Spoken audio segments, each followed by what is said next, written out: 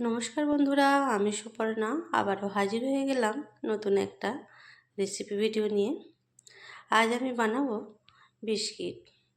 বিকালে গরম গরম চায়ের সঙ্গে বিস্কিট হলে মন্দ হয় না, আর সেটা যদি হয় ঘরে তৈরি হাতে বানানো, তাহলে তো আর কোনো কথাই নেই। এইভাবে বানিয়ে স্টোরও করা যায় অনেক দিন। তো চলো কিভাবে এই বিস্কুটটা বানালাম দেখে নিই। আমি এখানে নিয়ে নেব 1.5 কাপ ময়দা। ময়দাটা একটা ছাঁকনির মধ্যে নিয়ে নেব। আর নিয়ে নিয়েছিলাম বেকিং পাউডার, আর নিয়েছিলাম মিল্ক পাউডার। সব কিছুকে এবার ভালো করে চেলে নেব, যেন কোনো রকম দানা না থাকে। এরপর দিয়ে দিলাম সুগার পাউডার, 1/2 কাপেরও একটু বেশি দিয়ে দিলাম। সব কিছুকে একটা চামচ দিয়ে বেশ ভালো করে মিশিয়ে নেব। এরপর দিয়ে দিলাম 1/2 কাপের একটু বেশি রিফাইন্ড অয়েল, আর দিয়ে দিলাম 1 চামচের মতো ঘি। সুন্দর একটা গন্ধের জন্য এর মধ্যে দিয়ে দেবো ভ্যানিলা এসেন্স। সব কিছুকে এবার ভালো করে প্রথমে চামচ দিয়ে মাখিয়ে নেব, তারপর হাত দিয়ে বেশ ভালো করে সুন্দর করে মাখিয়ে নিতে হবে। এতে কোনো রকম কিন্তু জল বা লিকুইড দুধ আমি ব্যবহার করছি না। দেখতেই পাচ্ছ কত সুন্দর একটা ডোয়ের ফর্ম এসে গেছে।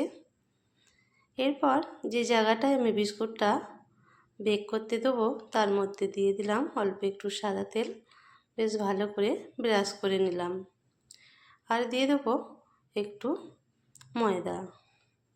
ময়দাটা দিয়ে ভালো করে এইভাবে মাখিয়ে নেব। এরপর দেখো একটুখানি ডো আমি তুলে নিলাম।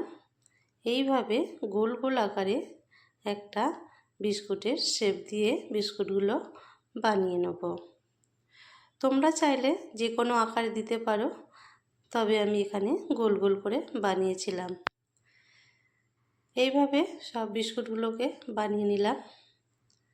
আর ওপর থেকে একটু সুন্দর লাগার জন্য দিয়ে দেবো সাদা তিল, আর দিয়ে দেবো এখানে কালো জিরে। এরপর সব কিছুকে দেওয়ার পর একটু হাত দিয়ে প্রেস করে দিতে হবে, যাতে বাইরে বেরিয়ে না যায়। দেখতেই পাচ্ছ আগে থেকে একটা আমি কড়াই নিয়ে এটা প্রিহিট করেছিলাম। এরপর লো ফ্লেমে এটাকে আমি 30 থেকে 35-এর মতো বেক করতে দেবো। এরপর বাকি যে ডোটা ছিল সেটা আমি এইভাবে গোল গোল করে দেখো একটা চাকুর সাহায্যে এইভাবে একটা শেপ দিয়ে সুন্দর ডিজাইন করে দিয়েছিলাম। এর মধ্যেও সাদা তিল আর কালো জিরে দিয়ে দিয়েছিলাম। তো এগুলো আমার দেখো বেক হয়ে গেছে বিস্কুটগুলো। এগুলো নামিয়ে নেব। এবার এগুলোকে বেক করতে দেবো।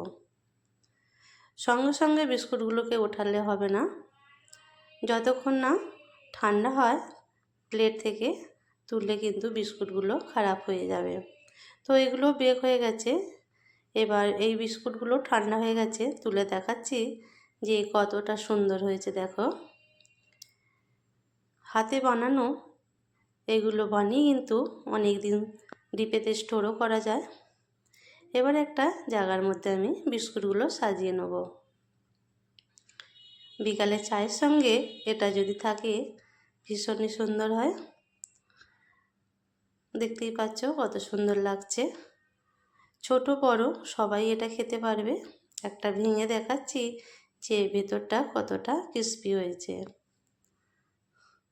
তো আজকের ভিডিওটা কেমন লাগলো অবশ্যই জানিও। ভালো লাগলে একটা লাইক শেয়ার কমেন্ট করে পাশে থাকার অনুরোধ রইল। আজ তবে এটুকু, আবারও আসবো আগামী